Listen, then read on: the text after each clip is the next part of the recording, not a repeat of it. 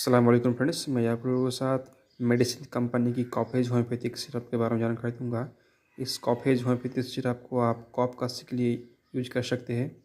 अगर आपकी पुरानी कॉफ काशी की समस्या रहती है तो उसको ठीक करने के लिए आप इस होम्योपैथिक सिरप को यूज कर सकते हैं। काशी होने के दौरान सांस लेने में समस्या होती है, साथ खाना खाने में समस्या, गले में जलन, गले में दर्द की भी समस्या दिखाई देती है। कॉफ काशी के दौरान समस्या को ठीक करने के लिए आप इस कॉफेज होम्योपैथिक सिरप को यूज कर सकते हैं। इस होम्योपैथिक सिरप 20 ml की फाइल में आती है और इसकी प्राइस है 120 रुपीज़।